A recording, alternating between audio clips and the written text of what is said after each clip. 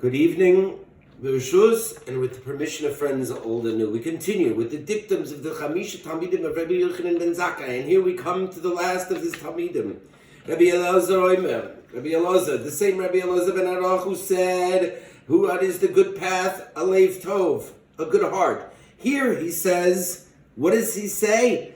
Havi shakud lilmod Torah, be eager to learn Torah. Vida meshetoshiv laapikoros, and know what to respond to an apikoros. Vida lifnei miata omel, and know before whom you toil. Umi hu baal melachtecha shishalem lecha schar pulasecha, and in front of who is going to be your employer, who will pay you the reward of your labor. Rabbi Elazar says, "Have you shakud lilmod Torah? Be eager to learn Torah. Have you shakud lilmod Torah? Shakud, not eager. Be diligent. Not just learn Torah, but be diligent in it. It means that even if you are busy earning a livelihood and a living, and you actually really don't have time. You don't have a lot of time for studying Torah. Have you shakud lilmod Torah? Your thoughts and your intentions and your orientation should be always involved in Torah. On the other hand, have you shakud lilmod Torah? Be diligent in learning Torah, or lilmod, to learn Torah. Says in Mishnah, Ashrei Odom Shomei Ali. Happy it is he who listens to me, Lishkod al dolsoisa yom yom, who comes and is diligent on my doors day in and day out. What are mal dolsoisa? This is the Beis Medrash. Go to the Beis Medrash, learn and learn some more. Eina doime shoyna pirka meyapam. A person who learns 100 times is incomparable to a person who learns the same thing 101 times. The Gemara in Chagiga tells us. Hevi shakud lilmod Torah. Be diligent to learn Torah. And comes the next line of Rabbi Elazar. Vida mashetoshiv apikorus. And know how to respond to an apikorus. I'd like to suggest the following lefi aniestaiti.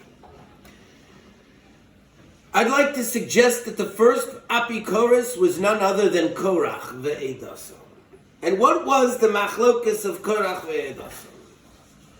First, who was Korach? Korach Pirkei Avot. He was a very smart man. He was a very intelligent individual. He was a genius. Korach ben Yitzhar. He was the son of Yitzhar. Yitzhar is got two definitions.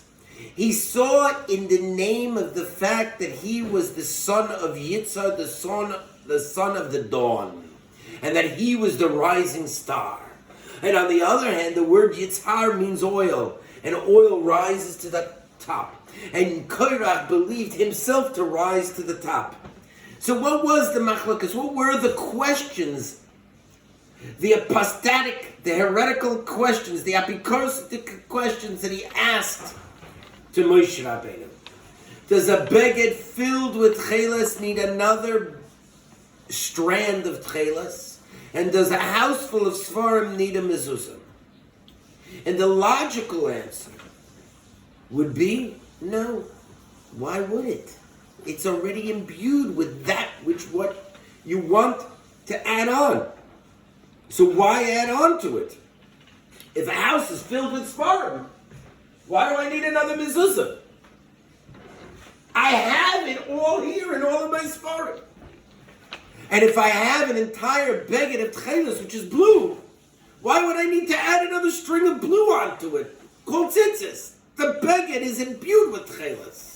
And therefore I'm reminded of everything already. So what's the answer? This was his logical rebuke to Moshe. And Moshe answers, hey, yes, it does need it.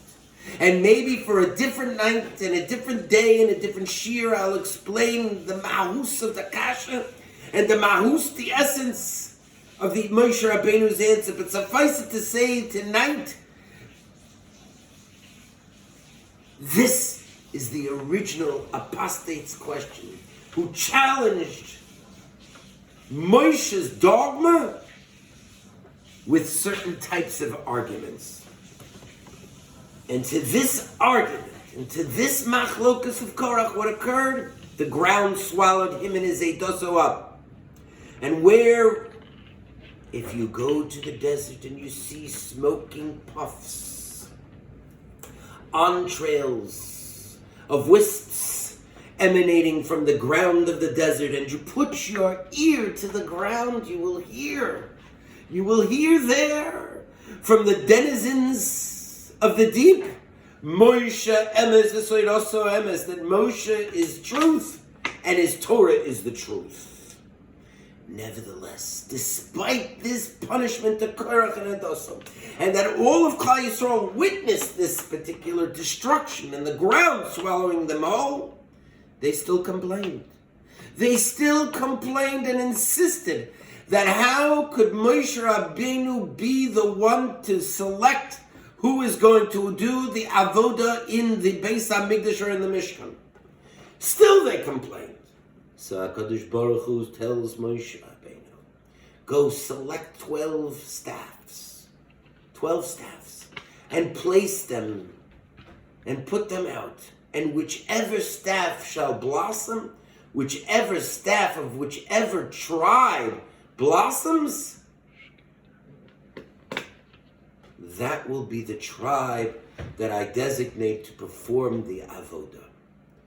And Aaron's staff is the one that blossomed, as the Torah tells us, Vayigmol Shkedim.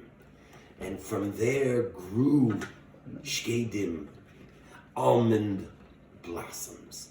Rashi asks, what's a Shked? Hashkedia haporachas. The almond that blossoms. What is it, and what's the significance of the fact that it was an almond blossom?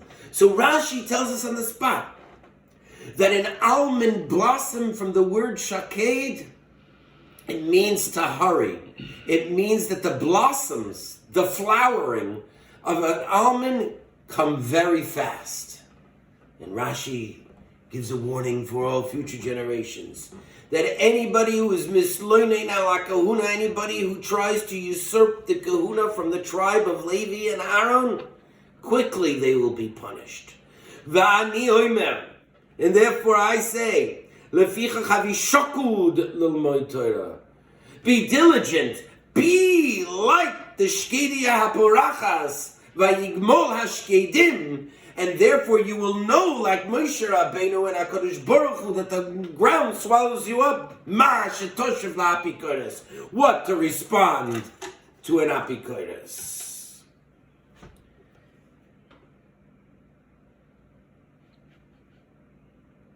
Once you've learned Torah, now you'll be able to know what to say to an apikores.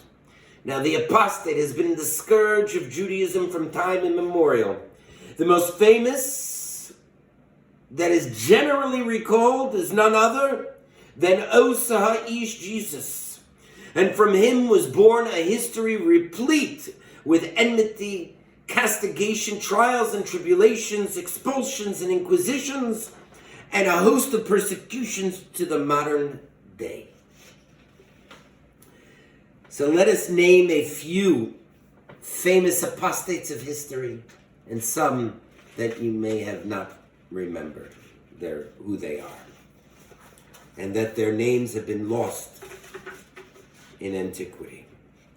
The names of many apostates come to us from the pages of the history books of those heretics who caused great suffering to Klal Yisrael throughout history.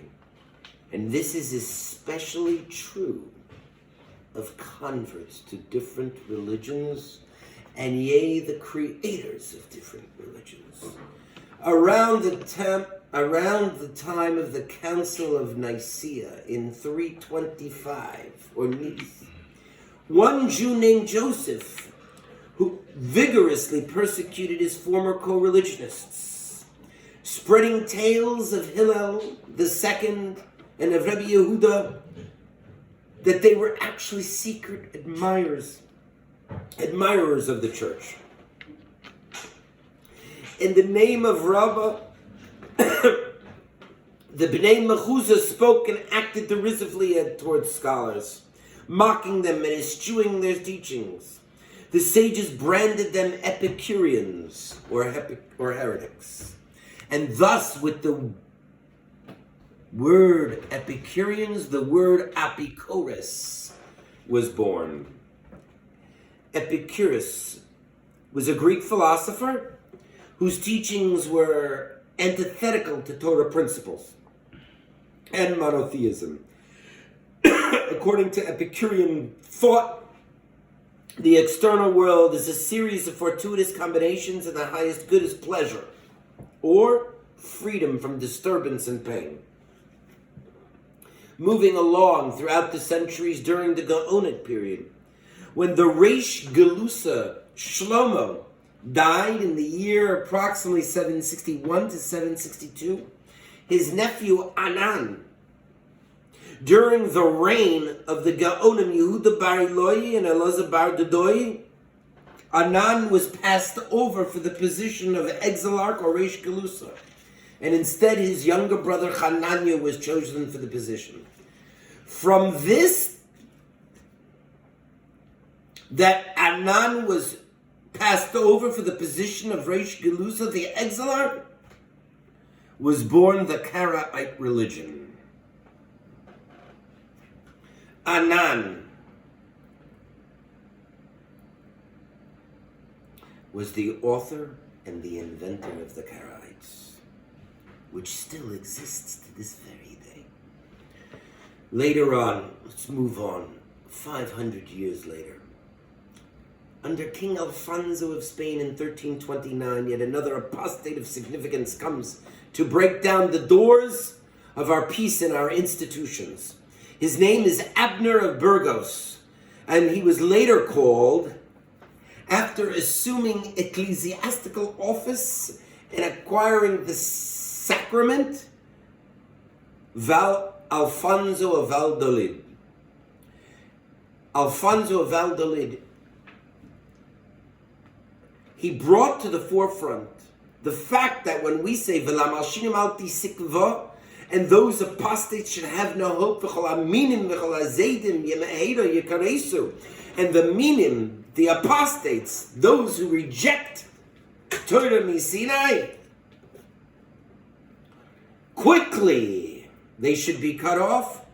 He brought this forward to the church and announced that this was really a tefillah against Osa Ha'ish Jesus. From that day forward, King Alfonso of Spain banned all Castilian Jews from uttering this tefillah. Approximately 50 years later, in 1375, two apostates, one of whom was John of Valladolid, debated the godhood of Jesus with a Jewish representative of the time named Moshe Cohen of Tordesillas. John was vanquished, and Moshe, the Jewish representative, was victorious in those debates. But it wasn't without suffering, because again and again the church challenged Moshe. But Moshe Cohen, with great forethought, penned a work called Ezer HaEmunah, Help with the Faith, to assist others in debates of this nature in the future. Moshe Cohen,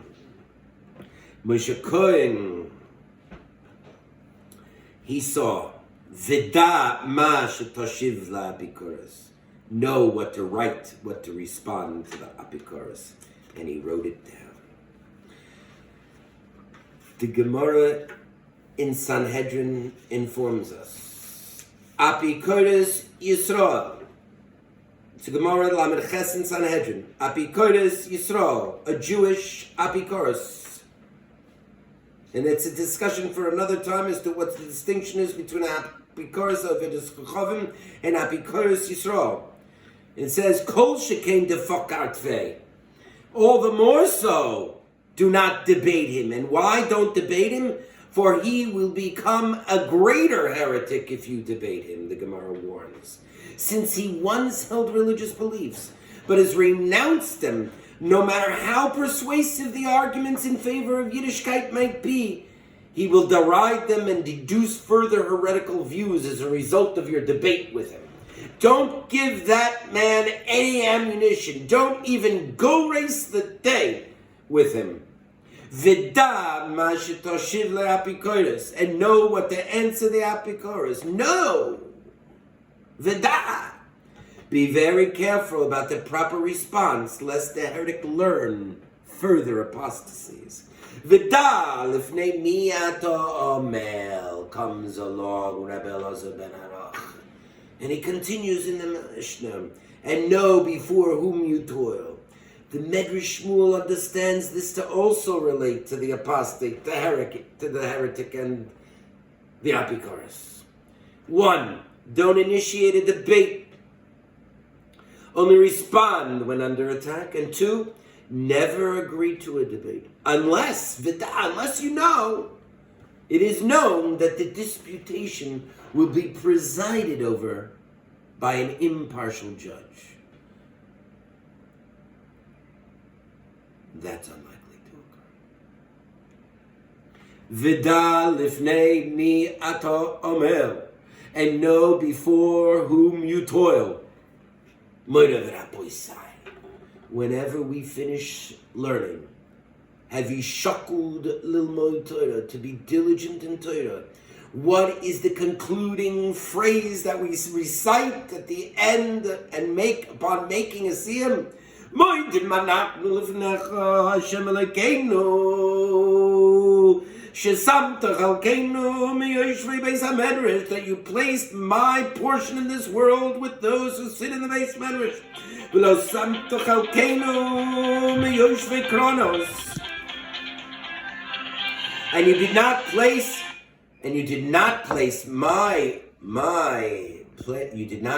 my portion with those who are idle. Anu amelim v'heim amelim. We toil and they toil.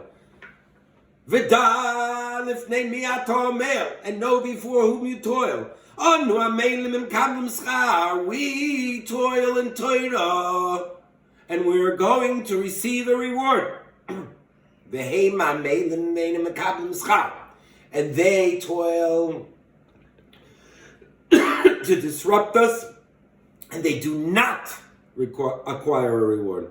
Anu rotzim, we run. V'heim rotzim, and they are running. Anu rotzim l'chai olam haba, we run where?